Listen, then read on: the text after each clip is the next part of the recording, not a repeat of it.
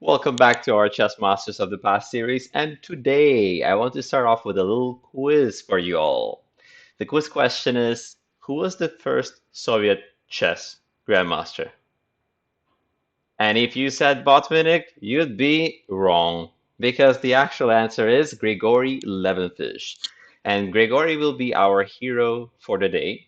And Grigory was born in Poland, which was then part of the Russian Empire, and he later moved to St. Petersburg, where he lived most of his life. Now, at that time, there weren't that many grandmasters in the world, so this was a real honor for Levenfish. And he drew Botvinnik in a match. He had some great games, and he was great in all parts of the game. So he was a theoretician in the opening. You'll see his beautiful attacks in this game. And he was good in all parts of the game, including the end game. He had a good feel for the position. So in terms of the opening, he made the 11 fish variation in the dragon, for example. So when we talk about e4, c5, knight f3, d6, going for the dragon with g6, the move f4 is called the 11 fish attack. And this is not easy to face with black. I think knight d7 is the correct way to play it because most people will just take out a bishop and now comes the real problem with e5. So that's a nice idea for white. That being said, you'll see in this game that he wasn't just an opening lover, he loved all parts of the game. He was playing a Russian master by the name of Solomon Gotthilf in this game. Solomon was black, and we started in a queen's pawn opening. After knight f6, we have the Indian defenses with b6 and bishop d7 being more of a queen's Indian. So e6 is a queen's Indian that we see nowadays, and this would transpose into the main line with like c4 and I think bishop e7, something of this sort, and d5 would be very, very common today. At that time, they played it a little differently. They just try to go for the center right away. He decided to take. Levenfish said, okay, you want the center? You have the center. But it's not that big a deal because we still get these hanging pawns later on. Black doesn't really know what to do with these pawns, yeah? Like you can play this way, but then d6 is weak. Yeah, you can play this way like a dragon, which is what happened. But then we can say that we have more space because white will get e4 later on if they want. Notice that this guy is already a target. Yeah, it could be a small problem. To be honest, it's not a big advantage for white. Like this is still probably fine for black. I don't see anything wrong considering the pieces are going to come out. But white should be pretty happy as well. Just a game. We say, can you please play d6? Why? So I can get a tempo on your dragon bishop. Once I trade him off, we'll see how your king feels about his dark squares. Okay. Right away, Solomon says, I'm Solomon the Wise, and I wisely don't allow you to trade off the bishop. Of course, he will have to later on because of h3. But for the moment, he says, can you please not? I know you want to go here. Can you not? So we have to kick out the knight later on. And only after we kick out the knight, we can invade their house and trade off the guy we really hated. Public enemy number 1 on g7. Why do we hate this bishop? Do we hate the other bishop? Yeah, I mean, they're both good. All the black bishops are good. But this guy was keeping the king safe. Without him, there is no real attack on the queen side. So that means this pawn is more of a weakness than a strength. Sometimes it can be a strength. Like let's say the bishop was still here and the pawn comes here, they undermine the dark squares, like in a lot of openings, but not here. Here we just say that your pawn is bad, your queen has no business on the b file, your pieces have no business, period. Like what are they doing? They're just standing there. They're solid. You don't have any big targets yet, but later on you might. And right now, what's your plan? It's not so clear what black is supposed to do. Black can try to go for the center, yeah?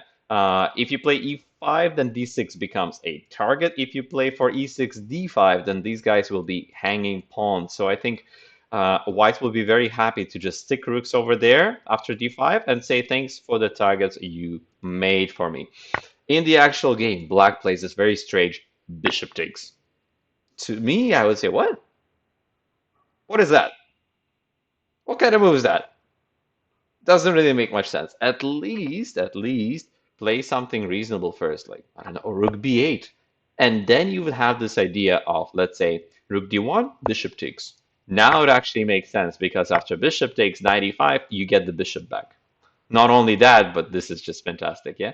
And you win a pawn. So let's say you play something more reasonable. The point is after bishop takes knight e5, black solves his problems. Okay, knight d5, I can take first, and that's important, and then take this guy. So black is totally fine. He solved the problem of the light square bishop. Now, in the actual game, he just gave away the bishop. He doesn't think it's important, but you know, bishops are better than knights more often than not, as we'll see here in this game. Okay, black says, "Oh, I got an attack on you." No, you don't. No attack here. Okay, a5 is never a thing anymore. The b file isn't a thing anymore. It just doesn't matter anymore. What really starts to matter is the half-open d file and those dark squares, which are teeming in the background, the elephant in the room stomping around. And so after the bishop runs back, black says, "Ooh, I have outposts." No, you don't. You have nothing. You don't have this because I can just ignore you or I can kick you. You don't have this because e3. You have nothing, and whatever little you had is no longer yours. What we have, on the other hand, is your king. Our king is perfectly safe with the bishop that you just gave me, yeah, for no reason, the light square bishop. And your king, on the other hand, doesn't have your dark square bishop. In any fianchetto position, not having this bishop is a headache, a constant headache, as you'll see in this game.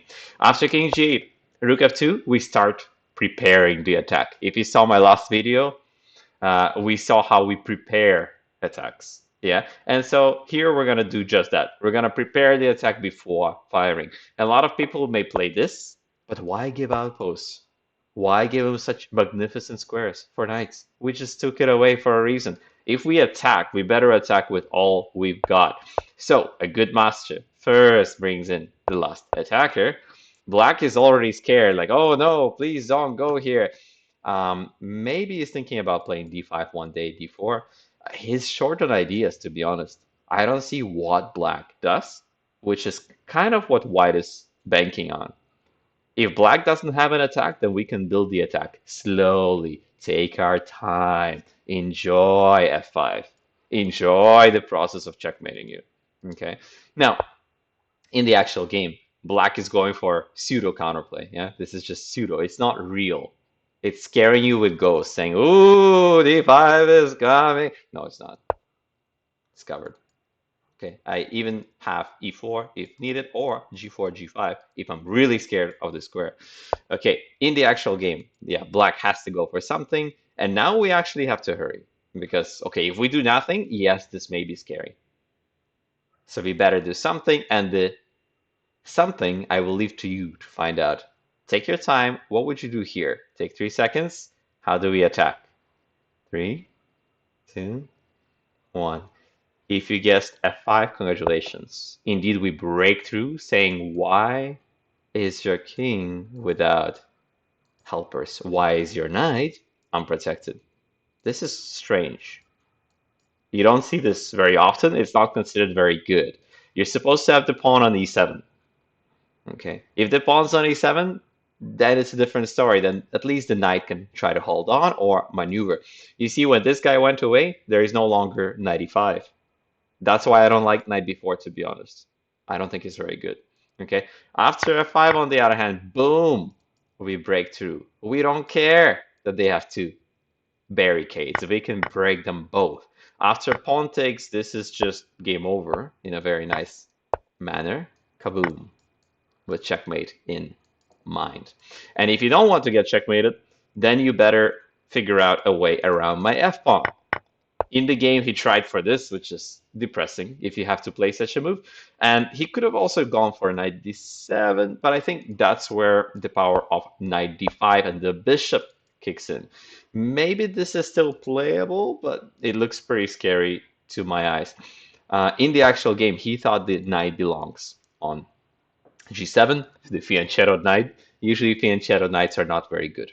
Okay, and after the rook swings back, The point is, dark squares start to fall.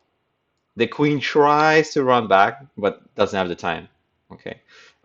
Maybe a5 is an idea, but it just feels wrong opening up this king.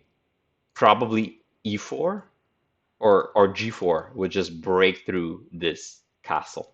Okay. You want to trade queens, but not at such a cost. Okay. That being said, in the actual game, he wants to trade queens in other ways. Maybe he wants to play queen e5, queen g7, but here come the rest of the attackers. Okay, if you take this, bishop will be your worst nightmare. After rook takes f7, you're falling. You're falling because there is no good way to protect. Okay, that's what happens when you give up the bishop for no reason. You gave us all the light squares, we'll use all the light squares. But also, the dark squares are weak, and f7's weak, everything is weak.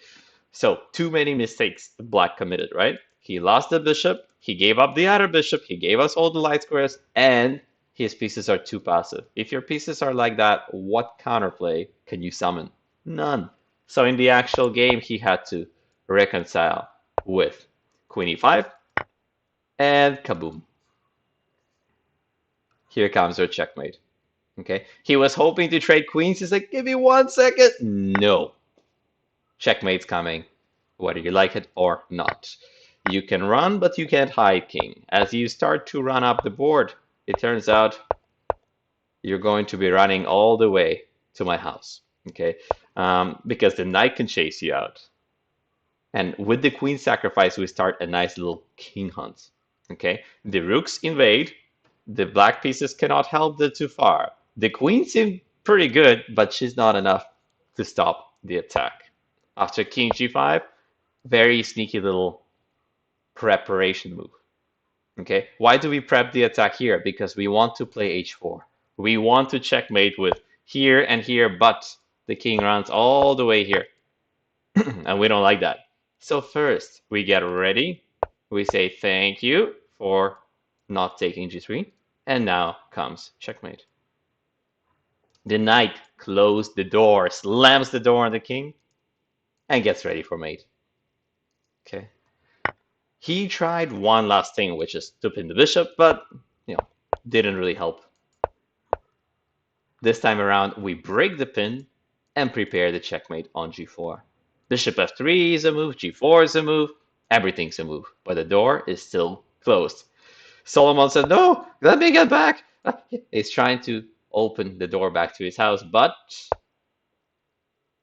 the door is not big enough. Okay. The problem here is there is still going to be mate. Okay. Let's explore how. First of all, we can go for bishop e4, and we're up like too much material because here we have the cute little rook f7. Okay. Probably there's a checkmate with h5 as well. There should be a checkmate here. Let's take a look. King has to run over here, and then we can say hello and bye bye. There's our checkmate. All right.